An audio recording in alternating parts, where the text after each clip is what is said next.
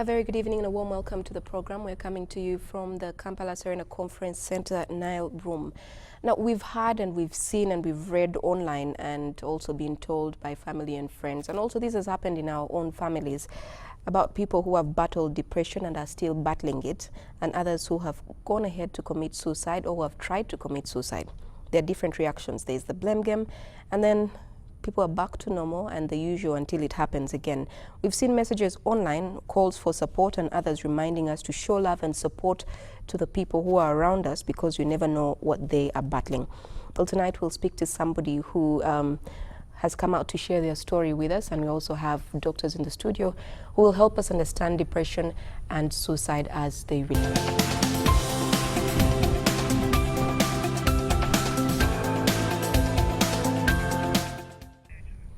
All right, so I'll very quickly introduce my guests for tonight. I'll start from right across, and right across me is Dr. Paul Nyende from Makerere University School of Psychology. Thank you so much for coming to the show. Thank you. And next to Dr. Paul Nyende is Tom, who will be sharing his story with us. I will just make it clear that we have chosen not to show Tom's face or to even slightly blur his voice, because you never really know what the impact of sharing your story is. We know that there's a lot of people online who might choose to make fun of him or do post comments and things, and we'd rather that his identity is not revealed. Right next to me is Dr. Rachel Arinitwe, who is a psychiatrist at Nakasero Hospital, but also a volunteer at Butavika Hospital. Thank you so much for joining us. Thank you too. All right. Well, I'll very quickly go to Tom. And Tom, you willingly came out to share your story with us. And I believe this was after all the stories online of there's a young man who committed suicide, the most recent case. Yes. All right. So what's your story? Briefly, I was reading online about a gentleman that took his life, and it was as a result of a WhatsApp message, and you know, it kept on going, and the next week another person took his life, and it was really a relationship problem, and people were all saying, you know, why don't we be nice to such people? Why do we have to say all these hateful things towards them? And it got me thinking. There's an artist who came out recently as well, not related to suicide, but she came out to the condition and said, this is who I am. I've been battling this for the last 10 years, and I thought to myself, I have so many friends who are in relationships that are dragging them to the bottom, to the pit, and there's really no one out there that comes out to say, here I am, I've faced this, I've tried to take my life, I've failed several times, and God is really telling me it's not my time to go. Now, how do I help those people? So I decided to come out because basically the biggest trigger for me has been the relationships. Either I thought myself to be too nice, as some people said. Alternatively, I thought it wasn't yet my time and I was forcing things, and I thought I would share this. Okay. So from my interaction with you, what I know is that you've tried to commit suicide 4 times. Yes. 4 times. And I guess what we'd like to know is, what were the triggers? What made you get into that space where suicide was an option? How did it all begin? It began way back in secondary. I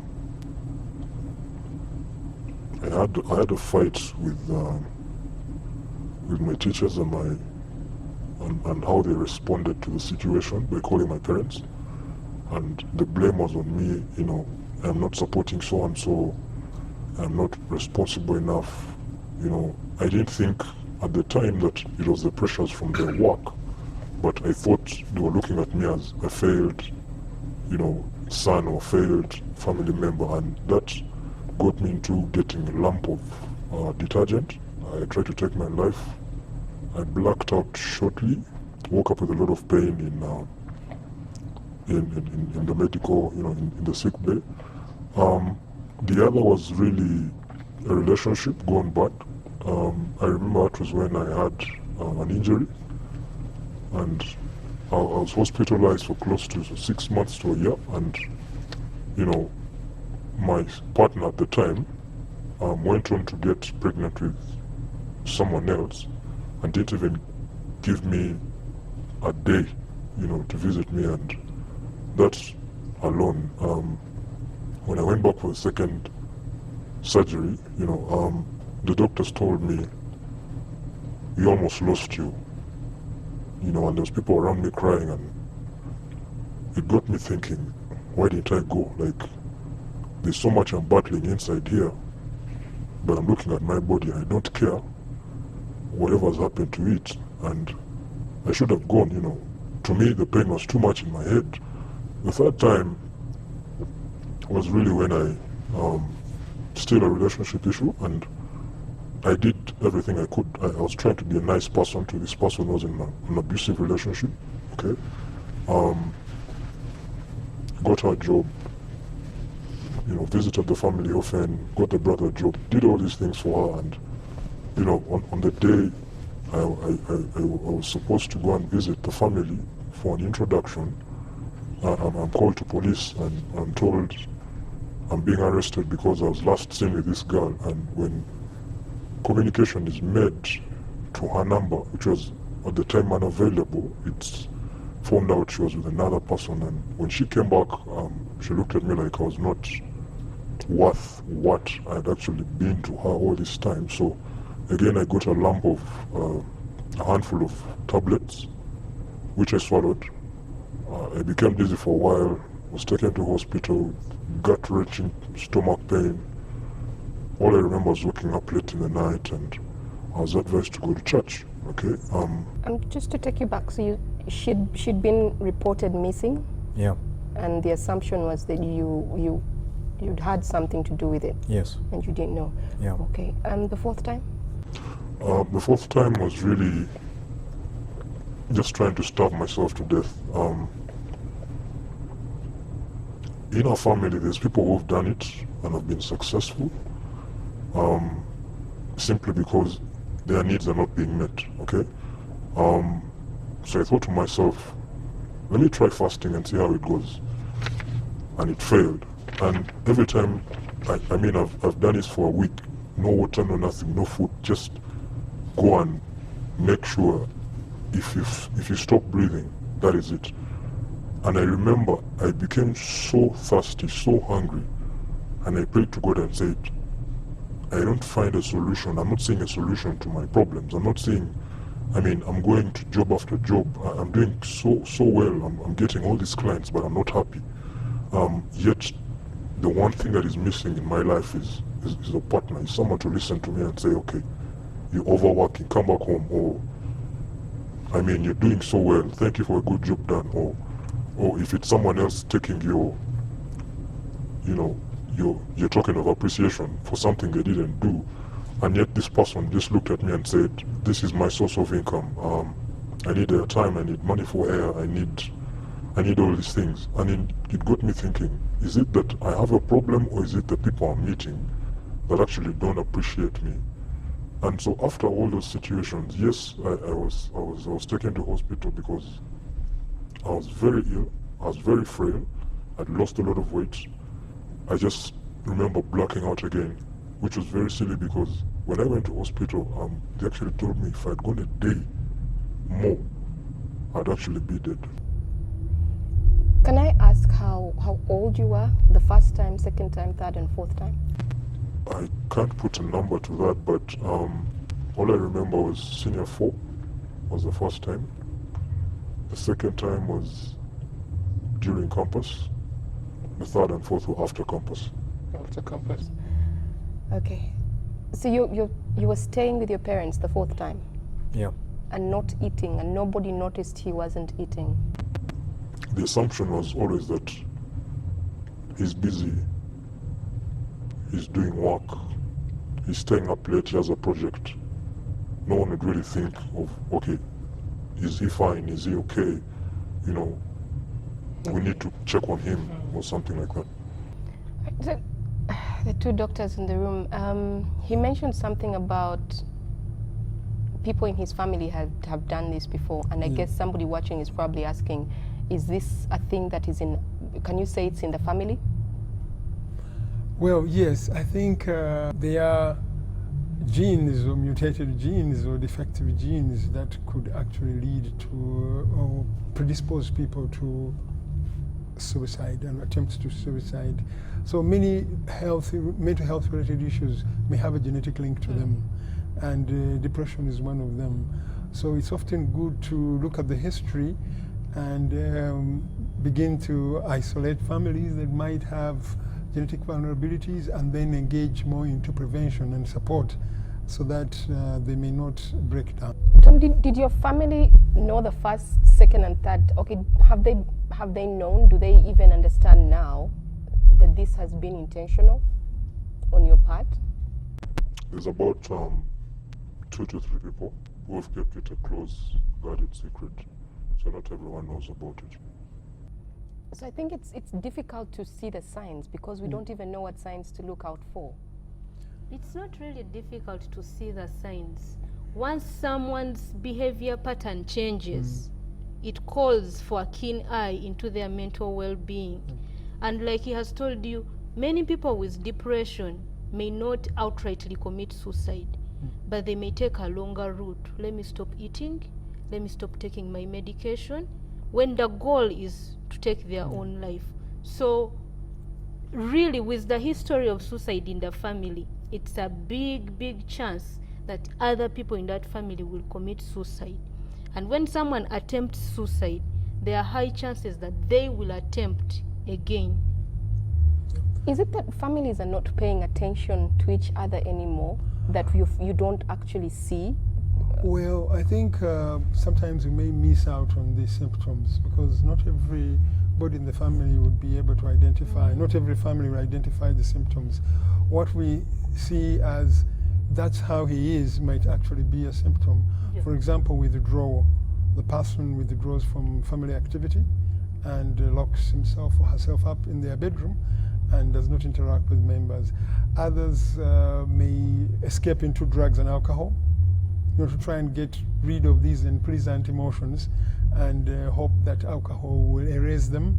That is also one sign that there is something underlying that is motivating the change in behavior. Some may become hostile. Yeah, hostility is also part of it because you are deeply frustrated and you will become hostile at some point. Others may begin to look at everything as worthless and useless. There's a loss of appetite, they have no more interest in activity, and probably even taking care of themselves, doing the minimal, like taking a regular bath and putting things in order, waking up and laying your bed and rearranging your room. All that, it takes added effort when you are depressed. Whereas when you are normal, it's just automatic that you do these things and leave your room neat and organized. Well, not all of us. Yes. I'm joking. Oh, Tom, what do you notice about this period that you know you did different, that could have been a sign, but just nobody saw it? The time I've taken to interact with people. Way back, I used to do things myself, talk to myself, sometimes write notes, sometimes I'd forget. I had a problem of forgetting. Yet I was very, very good in class. People would usually come to me for discussions and all that, but I noticed I started forgetting and I actually thought I was experiencing dementia. But because I had so many thoughts going through my head about family, about myself, I thought, okay, a young person cannot get dementia. This is a condition for all people.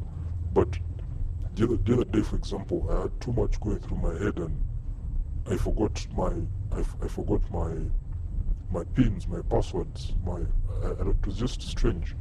I put in my card through the ATM and I forgot the pin because I had an argument with someone that I was dating, and it got me thinking, okay, this has to stop, because if I get angry over something very small, it means I have a problem. It means I've become a perfectionist at something. I've gone through this several times, so I do not want it to happen again. So that's basically it. Okay. Right, well, let's take a short break and we'll be right back.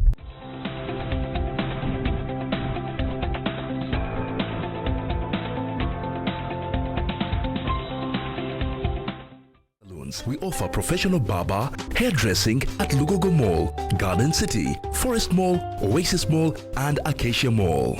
Sparkle Salon, professional, affordable, and quality services.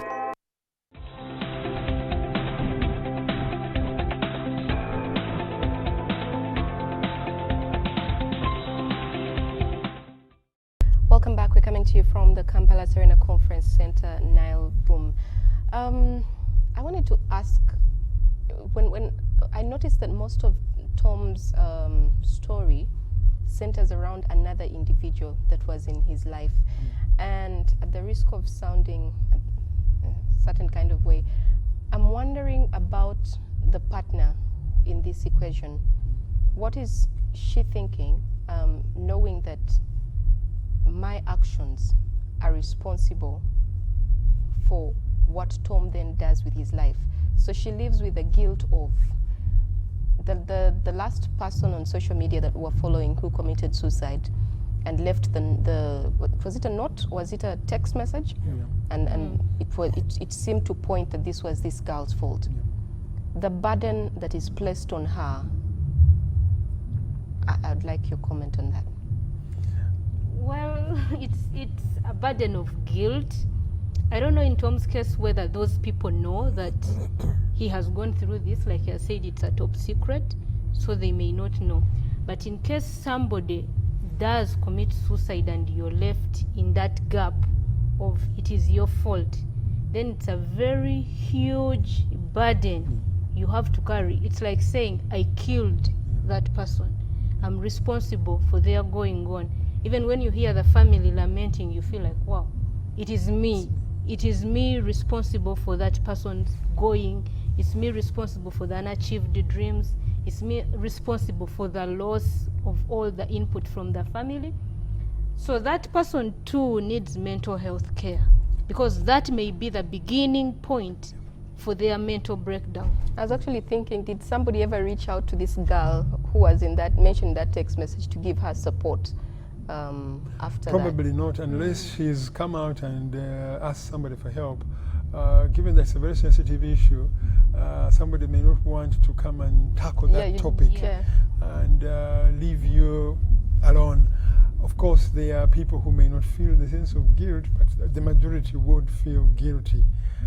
You feel responsible for the distress that you've caused, and initially you may say it's fine, but as the years roll by, you start to feel the responsibility that you're carrying, and that can be a beginning of mental health problems for you as well. Later on, you may have it difficult to adjust, and unless you go to resolve that feeling of guilt, it might lead to serious mental health breakdown. We were speaking earlier, Dr. Nyende, and you pointed out that there are no statistics for Uganda on how big, this actually is. Well, there might be, doctor may have some statistics, maybe from Butabika, but we often don't have very accurate statistics in our country, because so much goes on out in the communities and it's never reported, unfortunately. But world over, suicide is quite a big problem. Claims about close to 1 million people a year. Every year. Every year. And men are more vulnerable than women. You said that, and I still need an explanation on why, because we'd think more women. Yeah, women are more vulnerable in that women will attempt suicide more than men. The same thing? No, but the men will complete. Succeed. The woman will attempt 3-4 times. The man will attempt once, and that is it. It's a completed case. So like he said, about 1 million people will commit suicide worldwide over in a year. But we can't have the Ugandan statistics. Why? Suicide is a taboo. Look at the African setting. If you commit suicide, they don't even touch your body. That family is looked at as an outcast. It is even like a crime for you to commit suicide. It's like it's a crime for you to be sick to the point of you see no hope in life. So many people will commit suicide and they will go unnoticed, even when the family may know that it was a suicide case. Because of the stigma attached to suicide, they would rather keep quiet and say maybe it was a natural cause or something else, but not suicide. Mm. So the statistics Yeah. for Uganda can really, They're not yeah, they're they not cannot good, be accurate. yeah. Why men though? Why I is think, it mostly men men- who are, and we kept using the word successful Yeah. even before the show started, and I kept saying successful shouldn't be a word we use. But why is it that men actually go through with it more than women? I think, yes, women will attempt suicide. They are 3 times more likely to attempt, and it's more of a call for help. And they may not really be determined, but a cry for help to get attention as well. Yeah. The men are successful because many times they use more lethal methods, usually more aggressive methods. They're tired, It's they're more done, like a right? sure deal, jumping off the top of a building, running into a moving vehicle. There's no chance that you will survive. While women are more likely to use the less lethal methods that take long, and therefore we can quickly take them to hospital and, you know, get away with the problem. So also men are less likely to seek external help because it's seen to be a sign of weakness if a man goes to talk to another about his mental health state.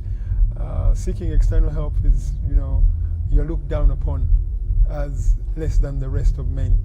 But women have been socialized to express their problems, share, and seek external help. And it's normal in the girls' circles. So they have been raised in the system that support is necessary. So you don't have a problem in finding a confidant as a woman, but a man will have a lot of difficulty. Also, certain emotions have been attributed to femininity rather than masculinity. Those tender emotions, emotions of sorrow, sadness, crying out, all those are regarded to be unmanly. So the man will try to wear a mask. You want to look cool-headed and calm, while deep it is emotional turmoil. Tom, what do you think? I agree because way back then I realized I had a lot of emotion in me, okay? And I think that was the cause of the anger, cause of my decision to take my life. However, I'd like to think that it's because I also had a very narrow social horizon with me, and because I didn't go out there to actually explore that there's actually people who are better off. It's better to be patient, it's better to read more, get to know people more. I used to rush into decisions because that's how I've grown up. Rush, do this fast, it has to get done. People don't like people wasting time on things. Don't like dragging things, let it get done, let it get done, let it get done. But recently, a coach of mine told me, you can rush everything else. Never rush with a woman. Never rush with decisions of the heart, because these are lifelong decisions, you know. Every time you think about, for example, getting into a relationship, ask yourself why. What are your goals? Right now, I'll tell you, one of my goals is to build my faith because with my partner, because I've noticed religion plays a very big role in relationships. Without that, you're going to get into a detrimental situation of, I am going to start drinking, because I've also gone into binge drinking. It doesn't help. Binge drinking is a very short-term thing, because you will drink tonight, get a hangover tomorrow morning, but you cannot get rid of your thoughts. They will always come back. So I agree with him. At what point did you get to and say, when did you decide I need to have a confidant, or I need to build on my social circle? When did you decide to start cultivating that? You were saying earlier how you've started to read books a bit more. Yeah. Yeah. That was a year ago. The stress was too much. I used to stay till about 11 p.m. at work and report at 6 a.m. And that's when one of my bosses said, either you're a very high performer or you have some issues inside that you're not telling me about. And everyone at work would say, okay, this guy is doing so well, but she noticed and said, let's have a chat every Monday. Talk to me. We'd read the Bible together, we'd pray together.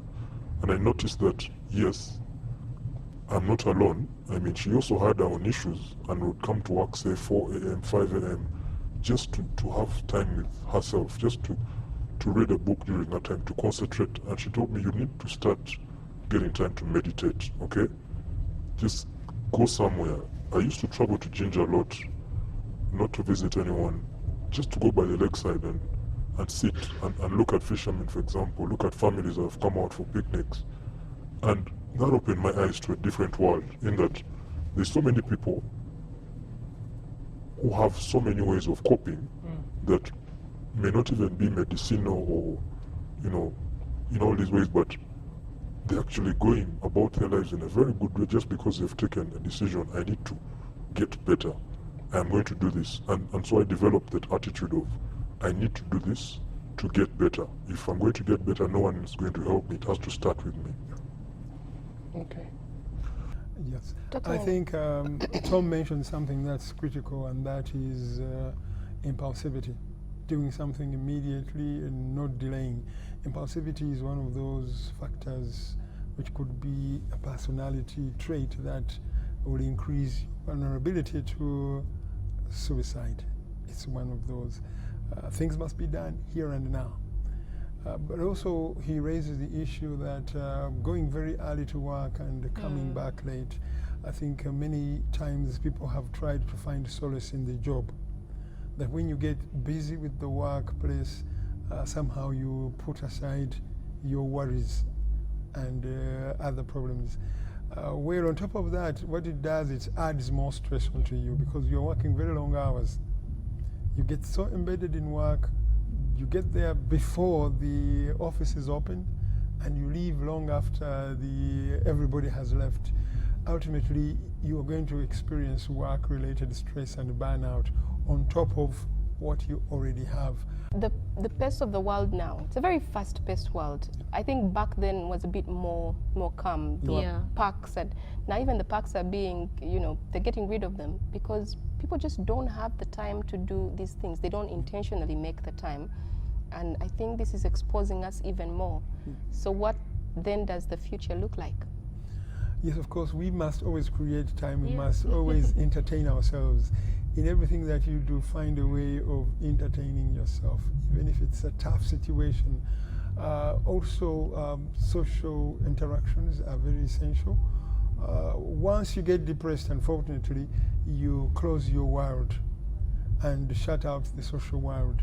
Then you cut yourself off from a social reinforcement. That's what makes life worth living. The jokes and humor that you share with others, the information that you come across is all reinforcing. It makes life worth living. But unfortunately, you decide to shut all that off. And that makes matters more difficult for you. We have also gone so far into our gadgets that we have cut out social interaction. Our gadgets are very exciting. And I really don't think it's that they're exciting. I think they are go-to place to just hide from everything else. Yeah. I think there's a lot of funny things that you can do with your gadget. And sometimes the gadget itself causes you tremendous stress. Yeah. And then it cuts you off real life interactions. You'll find a family where everybody is seated in the sitting room. The TV is running, but nobody's watching TV.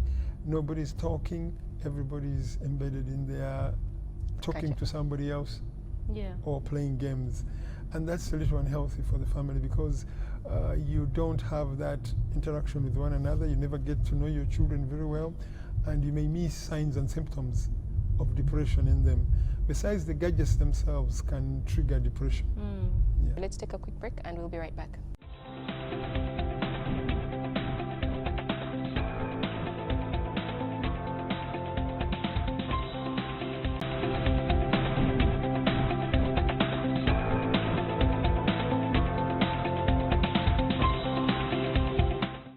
Welcome back. We're coming to you from the Kampala Serena Conference Center Nile Room, and tonight we're talking about battling depression, suicidal tendencies, and also mental health as a whole now, as it turns out.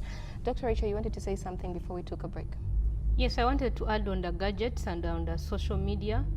Normally, the way we express ourselves on social media and on gadgets is like a covering. It's a mask. Like you'll make a comment and I'll say ha ha ha ha ha, because it's easy for me to type ha ha ha. But if you're seated with me, I will actually not laugh that ha ha ha laugh, which would make you actually think, that is weird. How come today she has not laughed the way I would expect? But on my gadget, I can put out any expression I feel fits the occasion. But deep down, no one can touch what I'm going through.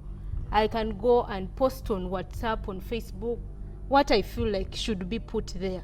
But then no one gets into my cocoon to say, no, she's not well. No, something is going not well. Everyone sees she's happy, she's posting smiles, you know. Emojis are all smiling and full of hearts. She's rolling on the floor laughing. Yes. Yeah. But really, I might even be in my bed saying, oh, this world, so terrible. Yeah. But I can type and send. Yeah. It gives you an opportunity to hide because they can't see you. Yeah. So you can give a different image if you want to. If you want to. Tom, you had a question. Yeah, actually I have to. I developed a coping mechanism through a coach who told me usually there's two things in life. If you're not making money, or you're not adding value to someone's life, you're not doing anything. So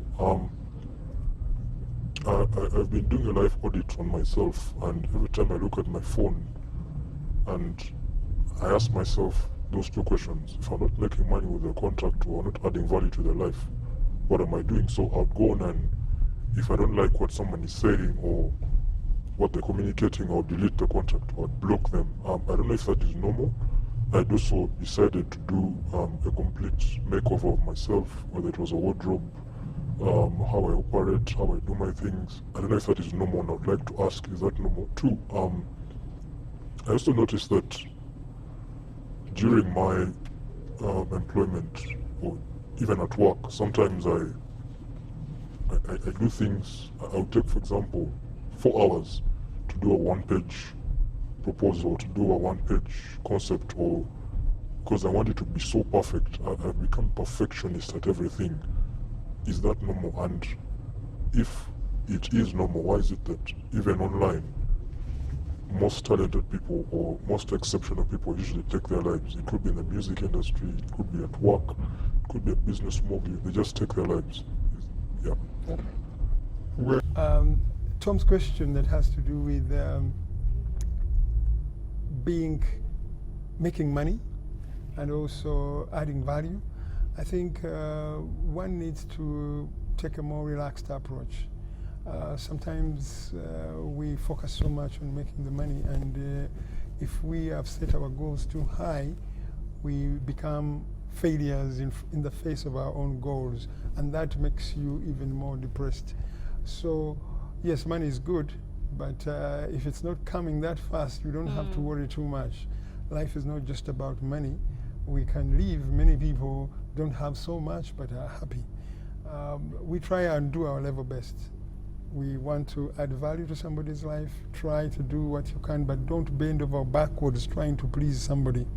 Because from the story that you have given us, I think you have been trying to please a partner who turns out to frustrate you. So you don't need to bend over backwards to please somebody, because you have your own life to deal with. But also perfectionism is one quality, personality quality, that is likely to trigger feelings of frustration. You like to do things in a very specific way. There is no other way around it. It must be done efficiently and very quickly. And in a country like ours, when you're a perfectionist, you're likely to encounter a lot of stumbling blocks. Others are going to be slow. Others are going to be dirty. Others will be careless and drop things all over the place. So that means that you're going to be very irritated most of the time, very frustrated most of the time.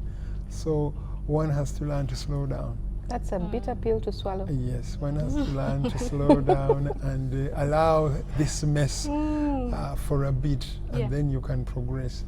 Yes, Doctor may add on to that. Yes, he says he either is making money or adding value to your life.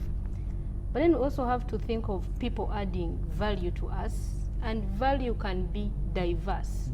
Friendship is enough value, and in mental health we treasure social capital, not just money, but social capital.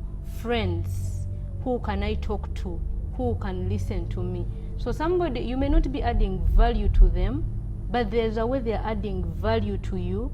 There's a way they're there for you.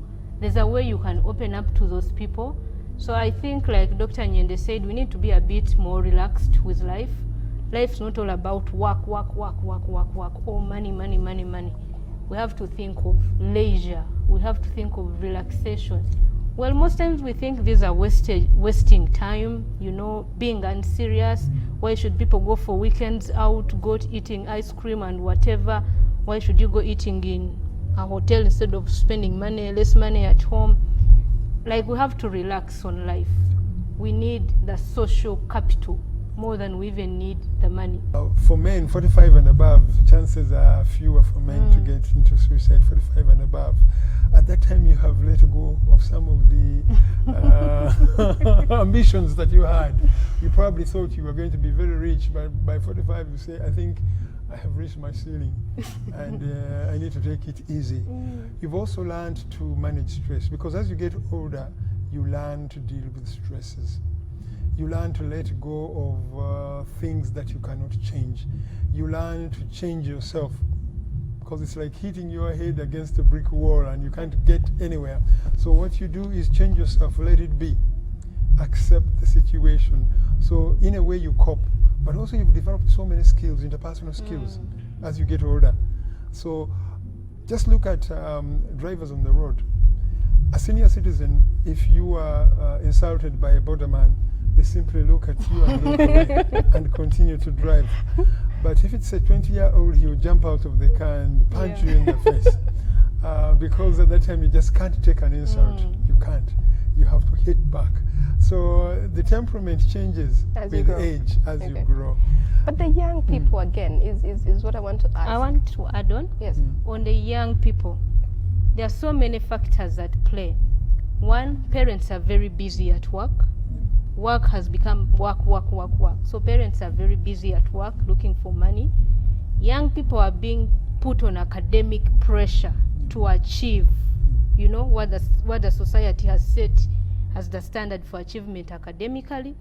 Then they are left with no one to confide in. The parents are busy, they are stressed with school, they turn to their gadgets. They've given them targets. Yeah. So you turn to your gadgets where you have virtual friends, so there's no real friendship there. And then your ultimate solution is to turn to alcohol and substances, which will not help your situation. They actually further push you down the lane to committing suicide. So all these factors pile up on that not so old brain, a brain that is still maturing, trying to understand itself. A teenager is still trying to find out, who am I, what is my personality, and then you have all these forces around you. There's no way that teenager, that young adult is going to stand. Correct. The teenager hasn't yet developed adequate skills in managing distress, but also the thinking is a little more severe. A minor challenge is seen to be a disaster. I'm finished. If you have been dumped by your first partner in life, you feel that this is the end of me.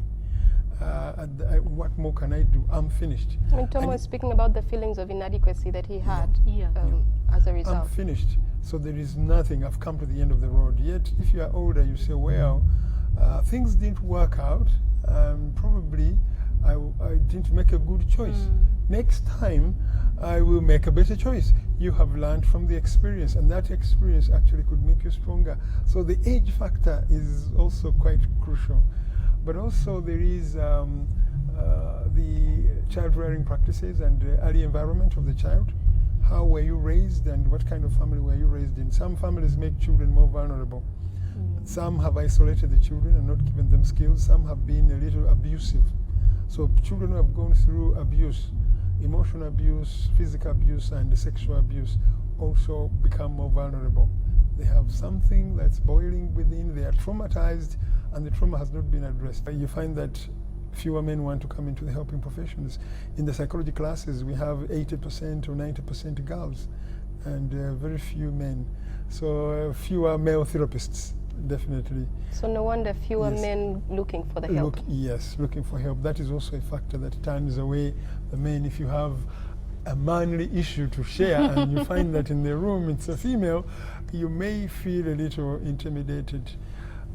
So the male tend to keep away because of that. The story is not different with psychiatrists. It's not. A bigger percentage are women. But still going back to what you asked, the conditions don't just develop at teenage or later in life. We have laid the ground way earlier, even as early as pregnancy, infancy. We have laid the ground for development of mental illness later on. So it is really beyond sitting in a hospital and attending to the patients. It's more to going back to the community, to empower the community, to empower mothers, families, fathers in how they bring up the children. Like he said, trauma. In Africa, we are grown up being beaten. It's, you know, it's part of culture, but that is physical trauma. And many of these children will not even come to tell you their concerns as a parent because they fear you. They see you as a source of their problems. So then we are leaving them without coping strategies. We are leaving them looking at the world as very hostile, as no hope.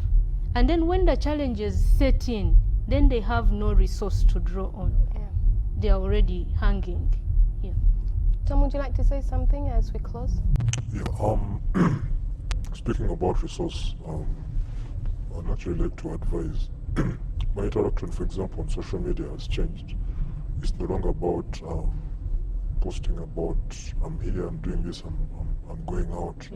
I'm usually chatting with someone or chatting with people from an informed point of view, from an intellectual point of view. For example, the world these days has, you know, social media now is all about building relationships, but the kind of relationships we're building online are either I'm body shaming someone or I am sharing a video about something. I'd love to change that. It's something I started about 3-4 months ago. So usually what I do is I go online and if, for example, the other day I saw one of the presenters was on an NTV platform and someone said a very derogatory comment about her and I said, okay, this is not right. I know, for example, you're an influencer and you're trying to build an audience. The better thing would be that, for example, this person is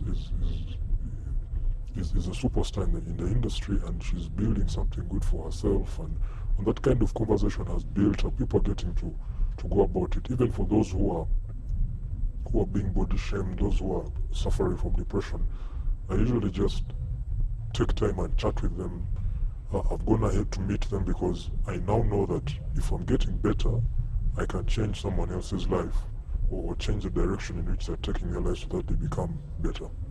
How are you keeping yourself afloat? How are you keeping yourself together?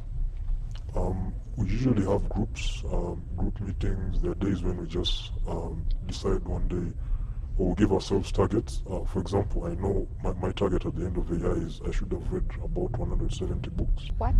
Yes. So 170 books? yes. And so every month I'm doing 4 books at the most.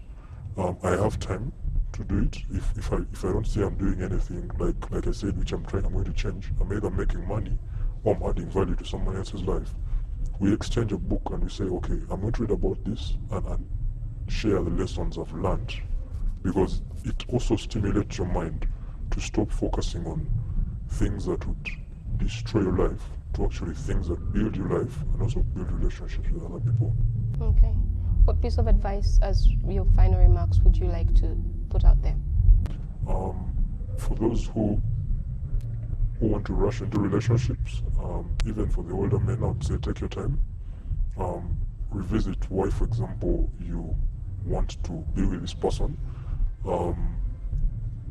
Don't look at things from a superficial point of view.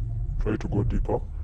I usually say if your goal is to build someone's life, is to build a life with someone. Start from the end, coming backwards, and then you'll be able to know, okay, if, for example, we'll fight today, this is our way of coping. If we don't have money today, this is a way of coping. If there's poor communication, this is a way of coping. So that is one thing. And for those who are in the process of trying to take their life, I know so many of them, there's so many platforms in which you can actually reach out, speak to someone.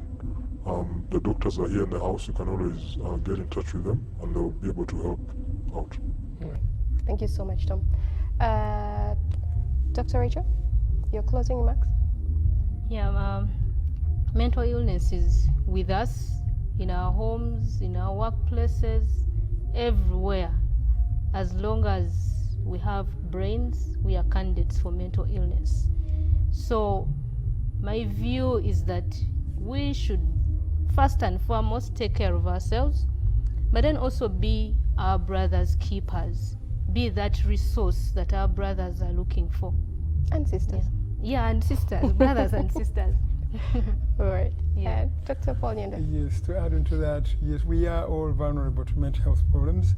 All that is important is for us to get equipped with the knowledge and begin to identify early warning signs so that we can intervene before catastrophe occurs. Yeah. All right. Thank you all so much for taking the time to speak with us, especially you, Tom, because I don't know how many people are willing to actually share this story. Once again, thank you. And well, that's it for our show for tonight. Coming up is NTV Weekend Edition.